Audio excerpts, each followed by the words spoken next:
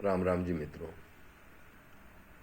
आज हम भगवद गीता अध्याय 6 के श्लोक 10, 11 और 12 में प्रवेश करेंगे। भगवान श्री कृष्ण अर्जुन से कहते हैं, योगी युजीत सततम आत्मानं रहसि स्थितः एकाकी यत चित्तात्मा निराशी अपरिग्रह।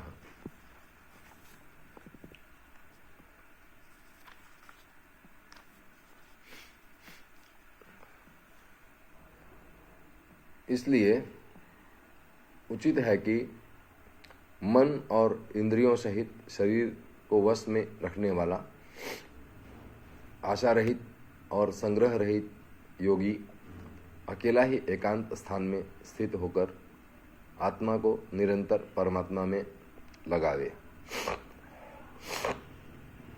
अगले श्लोक में कहते हैं, शुचौ देशे प्रतिष्ठाप्य स्थिरम आसनम आत्मानः न अत्युच्छ्रिदम न अति नीचम चैलाजिन कुशोत्तरम।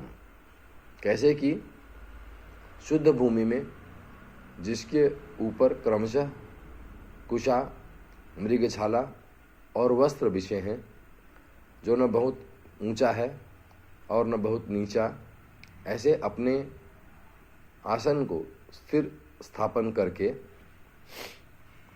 तत्र एकाग्रम मनः कृत्वा यत चित्तेन्द्रिय क्रियः उपविश्य आसने युज्यात योगम आत्मविशुद्धये।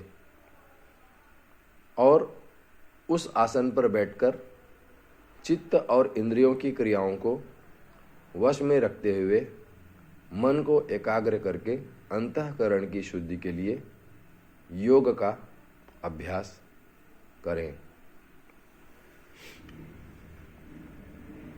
यहाँ पे भगवान श्री कृष्ण उस प्रक्रिया के बारे में बता रहे हैं जिससे हम परमात्मा तक पहुंच सकते हैं। उन्होंने योग का अभ्यास करने की बात कही है। योग का अभ्यास कैसे करें, इस पर भी चर्चा उन्होंने अगले श्लोकों में की है, लेकिन उसका जो प्राथमिक बिंदु है योग के अभ्यास का, उसकी बात उन्होंने कही है। उन्होंने कहा कि जो आसन है वो बहुत नीचा भी न हो, बहुत ऊंचा भी न हो, और आसन की व्याख्या भी उन्होंने की कि वो शुद्ध भूमि में हो और उसके ऊपर कुशा, मृगछाला और वस्त्र हो। उस पर अपने आसन को स्थिर रखना है। ज़्यादातर जो योगी हैं वो एक विशिष्ट मुद्रा में बैठते हैं, जैसा कि आपने भगवान बुद्ध को देखा होगा। वो एक ऐसा आसन है कि आप उस मुद्रा में सहज ही या आसानी से चित्त की वृत्तियां उनमें छूटती हैं, मन से संपर्क टूटता है